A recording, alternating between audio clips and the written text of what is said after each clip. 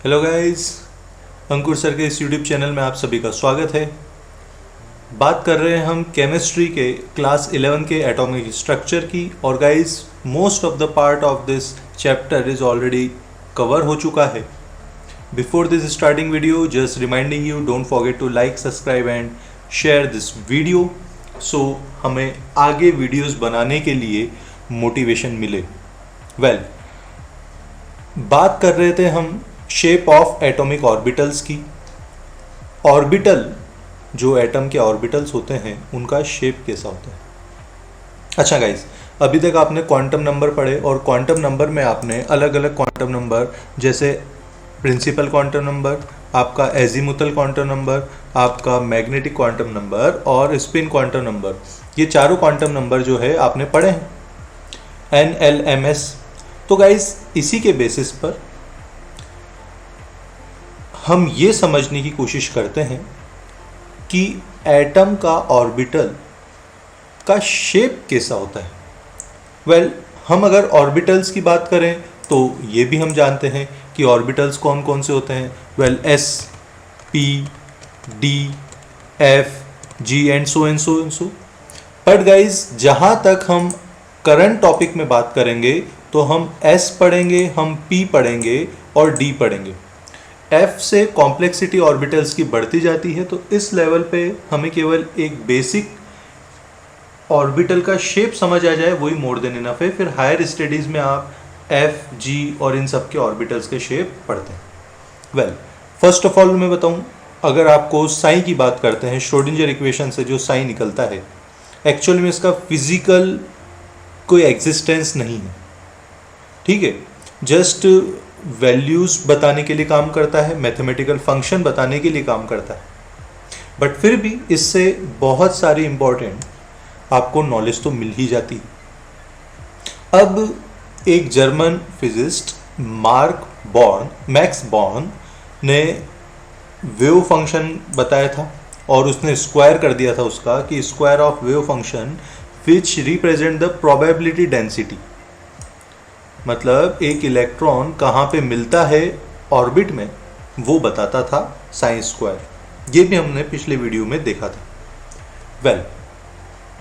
अब बात करते हैं कि कैसे अलग अलग ऑर्बिटल्स के शेप बनते हैं, ठीक है।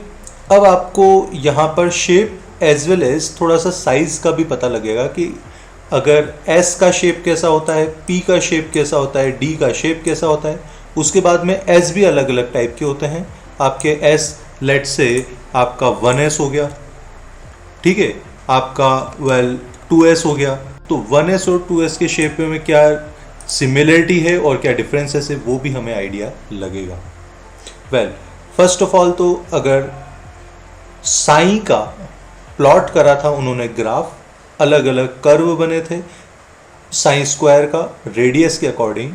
सो यहाँ पर देखिए, प्लॉट ऑफ पहला ऑर्बिटल वेव फंक्शन जो साइन ऑफ आर है, ऑर्बिटल वेव फंक्शन ऑफ, ठीक है, ये ए जो है प्रैक्टिकली कुछ वैल्यूज लेके उसको श्रोडिंजर इक्वेशन में डालकर मैथमेटिकल कैलकुलेशन से समझा था।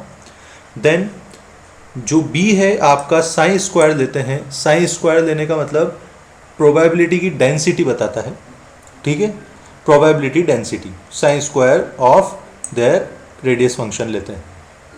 तो इससे 1S और 2S के गाइज हमें वैल्यूज़ मिलती है कि 1S का ग्राफ तो जैसा आपको दिख रहा होगा ऐसा मिल रहा है, और 2S का ग्राफ थोड़ा सा एंड में जाके कर्वी हो जाता है। ये तो हुआ साइन की बात। उसके बाद में अगर साइन स्क्वायर की बात करें तो देखिए वैल्यूज़ और ज़्यादा मीनिंगफुल, प्लॉट की वैल्यूज़ एकदम एक्स एक्सिस पे चली जाती है। और अगर साइन स्क्वायर की बात करें तो बीच में एक पिक आता है साइन स्क्वायर के लिए 2S में। तो ये तो जस्ट वैल्यूज़ हैं, इनके बेसिस पे आप कुछ ऑब्जर्वेशन कर सकते हैं। First of all, it may be noted that for 1S orbital probability density is maximum at nucleus. कि 1S के लिए क्या कर रहा था, देखो पहले तो ये रेडियस है, रेडियस 0, 0.2, 0.4, 0.6, 0.8 ऐसे जा रही है नैनोमीटर में। तो जैसे जैसे आप ज़ीरो की ओर जा रहे हो ना, इसका मतलब न्यूक्लियस के पास में जा रहे हो, और जैसे जैसे दूर जा रहे हो रेडियस बढ़ रही है, मतलब न्यूक्लियस के दूर जा रहे हो। समझ आ रही है बात? तो 1s का पहले बात करते हैं हम, 1s का। तो ये 1s है दोनों के दोनों, और ये आपका 2s है, ठीक है। Well, so it may be noted that for 1s orbital probability density psi square is maximum at the nucleus and decrease sharply as you move forward। मतलब शुरू में तो एकदम इनकी प्रोबेबिलिटी न्यूक्लियस के पास में होती है, सबसे ज़्यादा प्रोबेबिलिटी होती है। जैसे न्यूक्लियस से दूर जाते हैं तो इनकी जो प्रोबेबिलिटी है वो ज़ीरो हो जाती है। मतलब इलेक्ट्रॉन अल्टीमेटली 1s में कहाँ पाया जाता है? न्यूक्लियस के एकदम पास। दैट्स इट, ये सब मतलब हुआ। उसके बाद में अगर 2s में आप देखेंगे तो पहले तो प्रोबेबिलिटी डेंसिटी एकदम डिक्रीज होती है, लेकिन एक सर्टेन रेडियस पर ये प्रोबेबिलिटी डेंसिटी इंक्रीज हो जाती है। इसका मतलब एक सर्टेन पाथ पर शुरू में तो इलेक्ट्रॉन नहीं मिलेगा, लेकिन एक सर्टेन पाथ के बाद इलेक्ट्रॉन मिलेगा। कहाँ इलेक्ट्रॉन मिलेगा? जहाँ पे स्मॉल सा मैक्सिमा बन रहा है, मैक्सिमम वैल्यू हो रही है। तो एक्चुअली अगर ऊपर पॉइंट जाए तो मैक्सिमा और नीचे पॉइंट जाए तो मिनिमा बोलते हैं। इसे मैक्सिमा, इसे मिनिमा। तो मैक्सिमा आपका जहाँ मिल रहा है वहाँ पर इलेक्ट्रॉन जो है मिलने की प्रोबेबिलिटी है। So on the other hand the 2s orbital, the probability density first decreases sharply to 0 and again start increasing. After reaching small maxima, it decreases again. यहाँ से वापस decrease हो रहा है and approaches to 0. As result, R increases further. मतलब एक particular radius पर जो है 2s के इलेक्ट्रॉन मिलेंगे, ठीक है। तो अब ये हो क्या रहा है आपको थोड़ा सा दूसरे वे में बताता हूँ। वेल, ये आपका एटम का लेट से ऑर्बिट्स है, ठीक है। एटम का लेट से ये ऑर्बिट्स है, ठीक है। सो यहाँ पर बीच में तो हो गया आपका न्यूक्लियस, उसके बारे में जहाँ पर रेडियस 0 हुई। तो अगर 1s की बात करूँ तो यहाँ पर आपकी जो है ये वैल्यू जो डिक्रीज हो रही है ना, ये साइन स्क्वायर की ये वाली वैल्यू, ये यहाँ पे होती है। और उसके बाद में जैसे ही 1 के आगे जाते हैं तो वैल्यू 0 हो जाती है। ये तो बात हुई 1s की। और 2s की बात करें तो यहाँ से लेके यहाँ तक 0.02 तक ये आपकी यहाँ तक की वैल्यू आती है, और उसके बाद में सडन इंक्रीज होता है। मतलब इस रीजन में वो वैल्यू साइन स्क्वायर की आ रही है जहाँ इलेक्ट्रॉन मिलने की प्रोबेबिलिटी आती है। मतलब इस पर्टिकुलर पॉइंट तक आपका मैक्सिमा मिलता है। कहाँ मिलता है? यहाँ सेकेंड ऑर्बिट पर आपका मैक्सिमा मिलता है। ऐसा कुछ आ रहा है, ओके। अब important, the region where probability density function reduce to 0। Probability function कुछ पर्टिकुलर रीजन में 0 भी हो रहा है, जैसे आपका ये रीजन, ठीक है, ये पूरा का पूरा रीजन। उसके बाद में आपका ये वाला पूरा का पूरा रीजन, ये पूरा रीजन ये वाला। तो यहाँ पर इलेक्ट्रॉन नहीं मिलेगा, तभी इसकी वैल्यू क्या हो रही है? रिड्यूस टू 0 हो रही है। और इस पर्टिकुलर रीजन को बोलेंगे नोडल सरफेस या नोड्स, ठीक है। और n ऑर्बिटल के एटम में टोटल n-1 आपके नोड्स रहते हैं, इंपॉर्टेंट है, ठीक है। कितने नोड्स रहते हैं? n-1। Well, that is number of node increases with principle number. और जैसे जैसे n की वैल्यू बढ़ती है, प्रिंसिपल नंबर की वैल्यू बढ़ती है, आपके नोड की वैल्यू भी बढ़ती है, ओके। तो इसको एक क्लाउड डायग्राम से भी देख लेते हैं। Well, the probability density variation can be visualised in term of charge cloud diagram, इसको भी बात करेंगे। In this diagram, the density of dots in the region represent electron probability density. जहाँ पर डॉट ज़्यादा है, जहाँ पर डार्कनेस है, वहाँ इलेक्ट्रॉन मिलने की प्रोबेबिलिटी होती है। Boundary surface diagram of constant probability density of different orbitals give a fairly good representation of shapes and orbitals. ठीक है, अभी जिस डायग्राम की हम बात कर रहे हैं वो ज़्यादा बेटर आइडिया देता है बजाय इस ग्राफ के. In this representation, a boundary surface or contour surface is drawn in space or an orbital of each value. अब बात करते हैं, देखो ये probability density plot of 1s और 2s ग्राफ. ठीक है, तो यहाँ पर देखिए जो डॉट डॉट नज़र आ रहे हैं ना, यहाँ इलेक्ट्रॉन की मिलने की प्रोबेबिलिटी ज़्यादा है. और 2s में देखिए यहाँ पर इस पर्टिकुलर जगह पर यहाँ डॉट कम है क्योंकि एक्चुअल में ये 1s है, तो 1s में नहीं मिलेगा. लेकिन 1s के बाद यहाँ इतने पर्टिकुलर रीजन में आपका जो है इलेक्ट्रॉन मिलने की पॉसिबिलिटी बढ़ जाती है. और बाउंड्री सरफेस से क्या है, देखिए बाउंड्री सरफेस में 1s में इलेक्ट्रॉन कहाँ मिलेंगे, यहाँ पर, और 2s में इलेक्ट्रॉन कहाँ मिलेंगे, यहाँ पर. तो ये बीच का जो एरिया हुआ, 2s में जो ब्लैंक दिख रहा है दैट इज़ 1s, 2s में जो ब्लैंक दिख रहा है दैट इज़ 1s. तो 2s में 1s की जगह इलेक्ट्रॉन नहीं मिलेंगे. समझ आ रही बात? तो बस इसी को हम ऐसे रिप्रेजेंट करते हैं ज़्यादा ईजियर वे में समझने के लिए. आगे बढ़ते हैं. तो अल्टीमेटली इलेक्ट्रॉन की मिलने की प्रोबेबिलिटी किससे निकलती है, आपके साइन स्क्वायर से. और जहाँ ये कांस्टेंट होती है वहाँ इलेक्ट्रॉन मिलने की प्रोबेबिलिटी भी हो जाती है.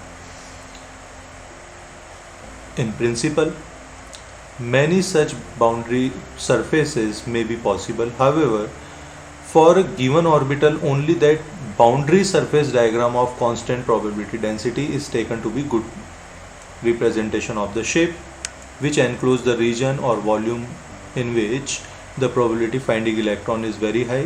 Let's say 90% जो है यहाँ बाउंड्री सरफेस पर इलेक्ट्रॉन 90% आपके यहाँ डार्क जगह पे ही मिलेंगे. ठीक है, ओके. तो ये भी आपने क्वेश्चन रेज कर सकता है कोई, 90% ही क्यों, 100% क्यों नहीं. क्योंकि देखिए इलेक्ट्रॉन की पोजीशन आप जानते हैं मेज़र करना इतना ज़्यादा आसान नहीं है. तो भले ही आप प्रोबेबिलिटी डेंसिटी से इनकी पोजीशन निकाल लेते हैं but that is not exact and एकदम एक्चुअल वैल्यू नहीं होती. इट्स थोड़ा थोड़ा अप्रॉक्स तो चलता ही क्योंकि हम नैनोमीटर पे डील करते हैं इसलिए. ठीक है, छोटा सा पॉइंट रखा है एंड दैट्स इट. उसके बाद में 10 BC. अब देखो यहाँ पे हमको क्या मिला कि 1s जो होता है सबसे छोटा होता है, 2s उससे बड़ा, फिर अगर 3s की बात करें तो 3s उससे भी बड़ा, 4s उससे भी बड़ा. तो मतलब जो है आपका यहाँ पर जैसे जैसे n की वैल्यू बढ़ती है आपके s ऑर्बिटल की वैल्यूज़ भी बढ़ती है, राइट. 1s सबसे छोटा होता है, 1s अगर मैं बनाऊँ यहाँ पर तो 1s सबसे छोटा हो जाएगा. वेल ये वाला 1s हुआ, ये 1s, फिर 2s ब्लैक वाला, 3s रेड, और ये 4s एंड सो आगे बढ़ते जाते हैं. ठीक है, तो ये तो हमें पता लग ही गया है कि 1s जो है सबसे छोटा होता है और जैसे जैसे n की वैल्यू बढ़ती है एटम की वैल्यू बढ़ती है और ऑर्बिटल की वैल्यू भी बढ़ती है. तो एस का शेप भी पता लग गया आपको. एस का शेप कैसा होता है, स्फीयर की तरह होता है. अभी 2D में है इसलिए आपको ऐसा लग रहा है बट एक्चुअल में क्या होता है, स्फीयर की तरह होता है, बॉल की तरह होता है. वेल, अब बात करते हैं p ऑर्बिटल्स की. तो p ऑर्बिटल आप जानते हैं l की वैल्यू 1 होती है तो m की वैल्यू 3 होगी. m की वैल्यू 3 होती है मतलब -1 0 +1. तो एक्चुअल में p की 3 वैल्यू कौन सी होती है, px py pz. कौन कौन सी 3 वैल्यू होती है, px py और pz. ठीक है, तो इनका भी हम वैसे ही ग्राफ बनाते हैं. m की वैल्यू आप जानते हैं -1 होती है, 0 होती है, +1 होती है, जो x y z direction axis के अलोंग होती. ठीक है. Well, boundary surface diagram of 2p orbitals are shown in below figure. This diagram, the nucleus is at the region here. Unlike s orbital, boundary surface diagram are not spherical. Instead, p orbital के जो diagram है वो sphere ना होते हुए दो part में, दो सेक्शन में होते हैं जिन्हें लोब्स बोलते हैं। क्या बोलते हैं?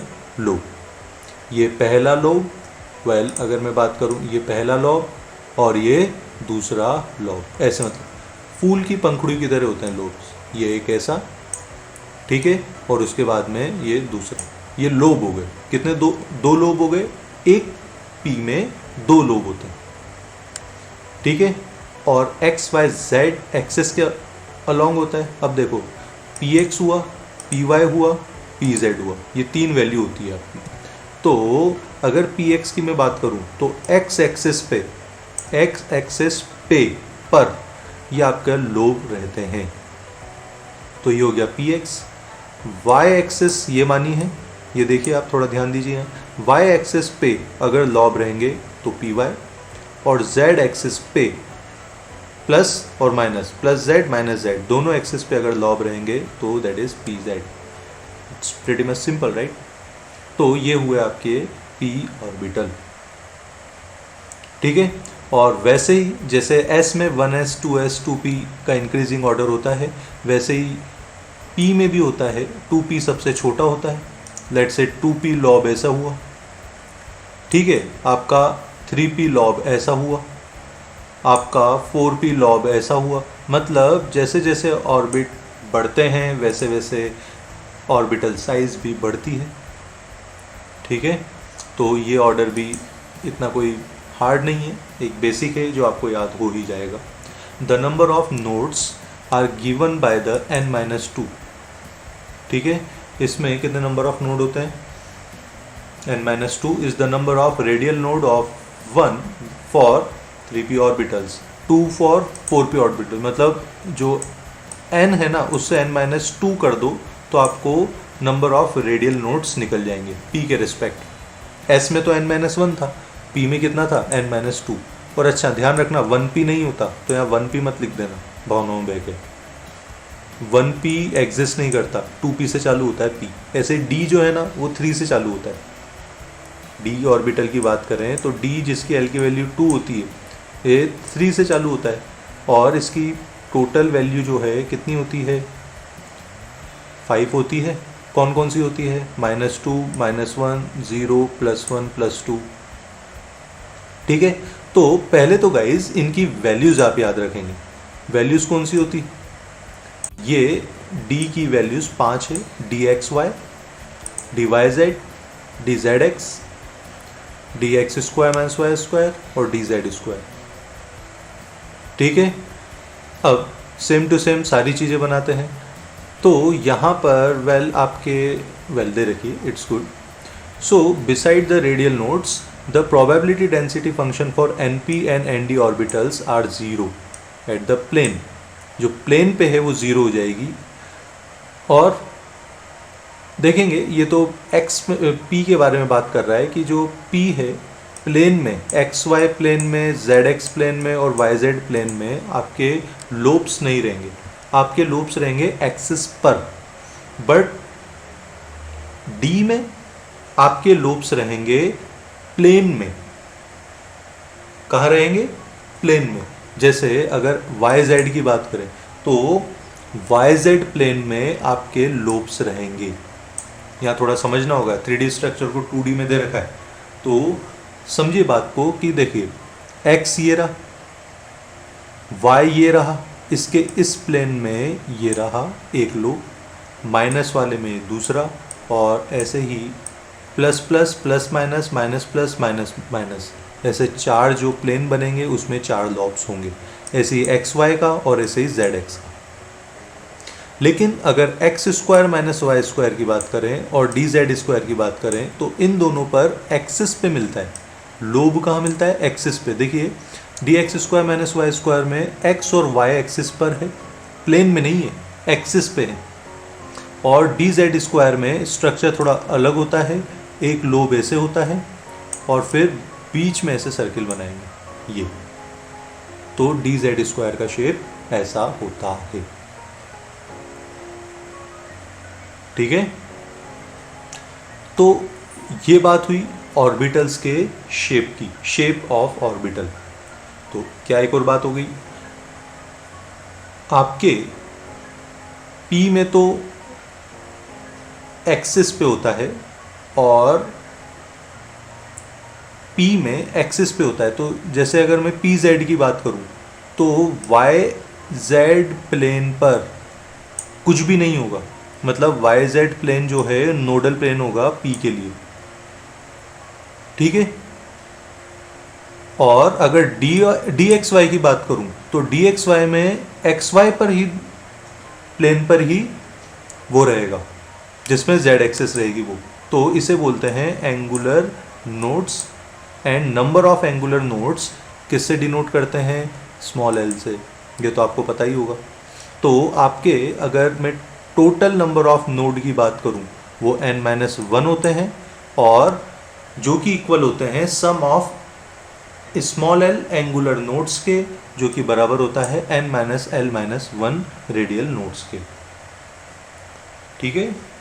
तो guys this is all about shape of orbitals. Again just recalling, like पहले तो आपके साइन की वैल्यू से, अलग अलग आपके साइन की वैल्यू से और साइन स्क्वायर से, प्रोबेबिलिटी डेंसिटी से ग्राफ बनाया, उसके बेसिस पे बताया गया कि कितनी रेडियस पर, कितनी डिस्टेंस पर इलेक्ट्रॉन मिलेंगे।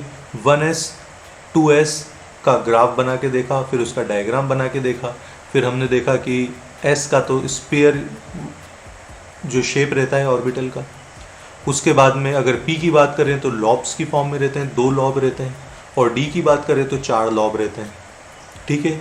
और p में 3 पार्ट होते हैं, px py pz, तीनों एक्सिस पर, जिस पर नंबर ऑफ टोटल नोड्स होंगे n-1, और एंगुलर नोड्स अगर l हैं तो n-l-1। और d में 5 होते हैं, dxy yz zx और dx square minus Y square dz square. तो xy zx और yz आपका प्लेन पे रहेगा, ना कि एक्सिस पे, लेकिन dx square Y square dz square axis पे रहेंगे रिस्पेक्टिव विद देयर नेम्स, ठीक है guys. So this is all about shape of orbitals. Hope so आपको बहुत हद तक क्लियर हो गए होंगे, एंड अकॉर्डिंग टू एनसीईआरटी इतना ही शेप ऑफ ऑर्बिटल्स में है। नेक्स्ट लेक्चर में हम देखेंगे about energy level of orbitals. तो तब तक के लिए all the best, take care, and don't forget to like, share and subscribe the channel, so you'll get the latest notification through bell icon से भी आप जो है अगर क्लिक कर देंगे तो you will get the latest notification. Okay, so thank you, see you in next video, bye bye.